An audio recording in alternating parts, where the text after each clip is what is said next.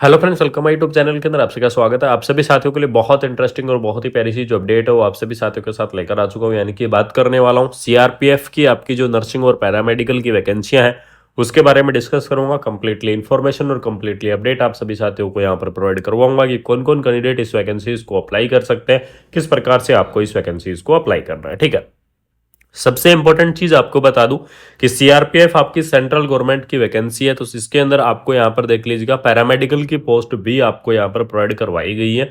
और सीआरपीएफ के अंदर पैरामेडिकल पोस्ट की अगर बात करूं तो इसके अंदर आप देख लीजिएगा यहां पर आपको फार्मासिस्ट की पोस्ट भी आपको देखने को मिल जाएगी, लैब टेक्नीशियन की पोस्ट भी आपको देखने को मिल जाएगी। इसके अलावा आपको और भी काफी सारी जो पोस्ट है वो आपकी यहाँ पर देखने को मिल जाएंगी। सबसे बड़ी अपडेट बता दूं कि यहाँ पर जो वैकेंसी आपकी रहने वाली है लगभग आपकी 1000 प्लस आपकी जो वैकेंसी है वो आपको देखने को मिल जाएंगी सीआरपीएफ 2026 की इस भर्ती के अंदर।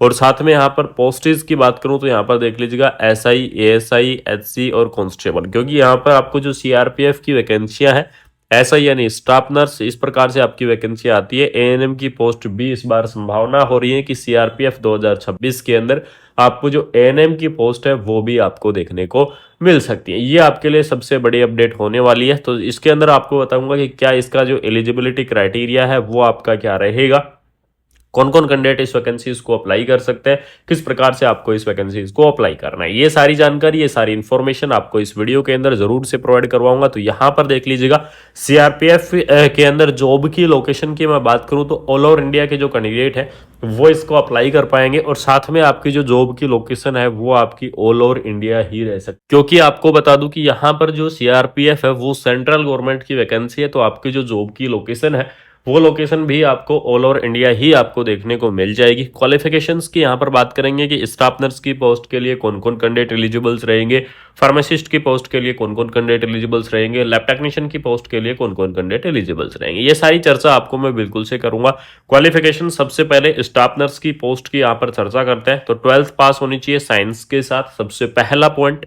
उसके बाद में यहाँ पर देख लीजिएगा जो जीएनएम कैंडिडेट हैं, जिन्होंने जीएनएम कर रखा है वो कैंडिडेट इस वैकेंसीज को अप्लाई कर सकते हैं। बीएससी नर्सिंग कैंडिडेट है, जिन्होंने बीएससी नर्सिंग किया हुआ है वो कैंडिडेट इस वैकेंसीज को अप्लाई कर पाएंगे। और जो एमएससी नर्सिंग कैंडिडेट है वो कैंडिडेट भी क्या कर सकते हैं, इस पोस्ट को अप्लाई कर सकते हैं। यानी कि चाहे आपने नर्सिंग के अंदर क्या किया हुआ है, डिग्री किया हुआ है, या फिर आपने नर्सिंग के अंदर डिप्लोमा किया हुआ है, तो डिग्री और डिप्लोमा वाले जो कैंडिडेट हैं वो इस वैकेंसीज को अप्लाई कर पाएंगे, वो इस भर्ती के लिए एलिजिबल्स रहेंगे। यानी कि जीएनएम, बीएससी, पोस्ट बीएससी और एमएससी जो कैंडिडेट हैं वो इस पोस्ट को अप्लाई कर सकते हैं, वो इस भर्ती के लिए एलिजिबल्स रहेंगे।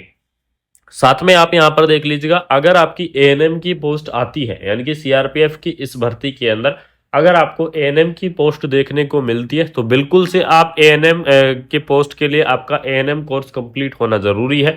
अगर आपके पास एएनएम कोर्स कंप्लीट है या फिर आपका एएनएम डिप्लोमा कंप्लीट है तो बिल्कुल से आप एएनएम की इस पोस्ट को क्या कर पाएंगे, अप्लाई कर पाएंगे, इस भर्ती के लिए एलिजिबल्स रहेंगे। एप्लीकेशन फीस की मैं बात करूं तो ये डिपेंड करेगी आपकी एजेंसी के ऊपर कि किस एजेंसी के द्वारा आपकी जो यहाँ पर जो एग्जाम है वो आपका कंडक्ट करवाया जा रहा है, ये आपके लिए सबसे मेन पॉइंट होने वाला है। तो एप्लीकेशन फीस की यहाँ पर बात नहीं करेंगे। फिलहाल मैं यहाँ पर फार्मासिस्ट की पोस्ट के बारे में डिस्कस कर लेता हूँ कि फार्मासिस्ट की पोस्ट के लिए क्या क्या कैंडिडेट एलिजिबल्स रहेंगे। ठीक है, स्टाफ नर्स की पोस्ट के लिए तो आपको एलिजिबिलिटी पता लग गई। उसके बाद में बात करेंगे फार्मासिस्ट के लिए। तो फार्मासिस्ट के लिए अगर यहाँ पर मैं बात करूँ तो जिन्होंने क्या कर रखा है, बी फार्मा कर रखा है या फिर जिन्होंने डी फार्मा किया हुआ है। ठीक है, तो बी फार्मा और डी फार्मा वाले जो कैंडिडेट हैं वो इस वैकेंसीज को अप्लाई कर पाएंगे, चाहे आपने बी फार्मा किया हुआ है चाहे आपने डी फार्मा किया हुआ है। तो बी फार्मा और डी फार्मा वाले कैंडिडेट फार्मासिस्ट की इस वैकेंसीज को अप्लाई कर सकते हैं। उसके बाद में बात करेंगे लैब टेक्नीशियन की पोस्ट के बारे में। तो लैब टेक्नीशियन की पोस्ट की अगर मैं बात करूं तो इसके अंदर यहाँ पर देख लीजिएगा डीएमएलटी कैंडिडेट या फिर बीएमएलटी कैंडिडेट, यानी कि जिन्होंने क्या कर रखा है, या तो डीएमएलटी किया हुआ है या फिर आपने बीएमएलटी किया हुआ है। तो डीएमएलटी और बीएमएलटी वाले जो कैंडिडेट है वो इस वैकेंसीज को अप्लाई कर सकते हैं, वो इस लैब टेक्नीशियन की इस पोस्ट के लिए क्या रहेंगे, एलिजिबल्स रहेंगे। एज लिमिट के बारे में चर्चा कर लेते हैं कि इस वैकेंसीज के अंदर आपको जो एज लिमिट है वो आपकी क्या रहेगी, यानी कि कितनी आपकी एज लिमिट रहनी चाहिए, क्या आपका रिलैक्सेशन रहेगा, क्योंकि अलग अलग कैटेगरी वाइज आपकी एज लिमिट देखने को मिलती है, अलग अलग कैटेगरी वाइज आपका जो रिलैक्सेशन है वो आपको यहाँ पर देखने को मिलता है। तो सबसे पहले बात कर लेते हैं यहाँ पर कि मिनिमम एज लिमिट आपकी 18 ईयर, यानी कि 18 ईयर आपको जो मिनिमम एज लिमिट है वो आपकी होनी चाहिए, और मैक्सिमम एज लिमिट आपकी होनी चाहिए 30 ईयर। 18 से 30 ईयर तक के जो कैंडिडेट है वो इस वैकेंसीज को अप्लाई कर पाएंगे, वो इस भर्ती के लिए एलिजिबल्स रहेंगे। यानी कि minimum age limit 18 year, maximum age limit आपकी 30 ईयर होनी चाहिए। इसके अलावा गवर्नमेंट रूल के हिसाब से जो आपका एज का रिलैक्सेशन होता है, ठीक है, यानी कि जो आपका एज का रिलैक्सेशन यहाँ पर देखने को मिलता है, वो एज का रिलैक्सेशन भी आपको यहाँ पर क्या किया जाता है, प्रोवाइड आपको करवाया जाता है। सीआरपीएफ एक सेंट्रल गवर्नमेंट की वैकेंसी है, तो एज की लिमिट आपको यहाँ पर प्रोवाइड करवाई जाएगी। और इसके अंदर आपको मैं बता दूं एज रिलैक्सेशन क्या रहेगा। तो ओबीसी कैटेगरी के लिए अगर मैं बात करूं तो ओबीसी कैटेगरी के लिए आपको 3 ईयर का जो रिलैक्सेशन है वो आपको देखने को मिल जाएगा।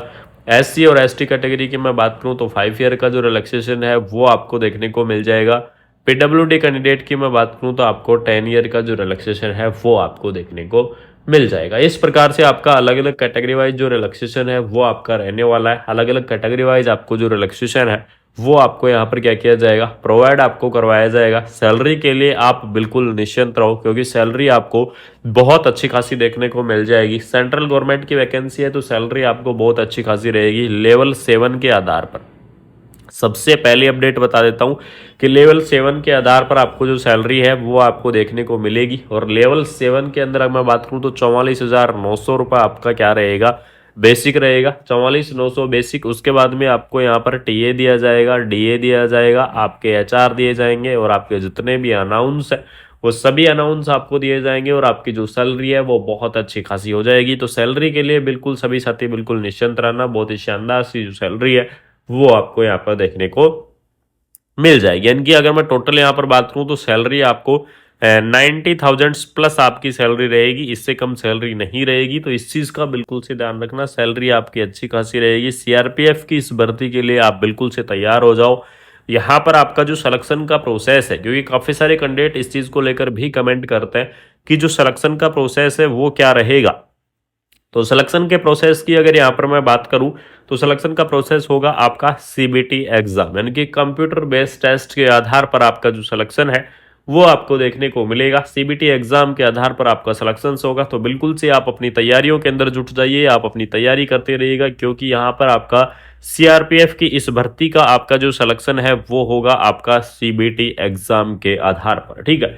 तो अगर आपको ये इन्फॉर्मेशन अच्छी लगी, सीआरपीएफ की 2026 की आपकी ये भर्ती है, लगभग सितंबर के आसपास इसका जो शॉर्ट नोटिफिकेशन है तो वो शॉर्ट नोटिफिकेशंस आपको रिलीज होने की संभावनाएं हैं। इन्फॉर्मेशंस मिल रही हैं कि आपका शॉर्ट नोटिफिकेशंस रिलीज होगा। बाकी आपको बता दूं कि आपको और भी काफी सारी अलग अलग वैकेंसियां आपको देखने को मिल जाएंगी और भी काफी सारी भर्तियां आपको देखने को मिल जाएंगी। तो सभी के बारे में चर्चा करेंगे, वीडियो के लास्ट तक आप जरूर से बने रहेगा। अगर आपको ये इन्फॉर्मेशन अच्छी लगी सीआरपीएफ की, अगर आपको ये भर्ती अच्छी लगी तो वीडियो को आपको क्या करना है, शेयर करना है, वीडियो को फैला दो, ज्यादा से ज्यादा वीडियो को फैला दो। चैनल को सब्सक्राइब करके बेल आइकन को प्रेस कर लो। जिन साथियों ने अभी तक चैनल को सब्सक्राइब नहीं किया है वो साथी चैनल को सब्सक्राइब करके बेल आइकन को प्रेस कर लेना। मिलते हैं कोई नई अपडेट के साथ, कोई शानदार सी इन्फॉर्मेशन के साथ। तब तक आप सभी साथी सपोर्ट और प्यार बनाए रखना। जय हिंद, जय भारत।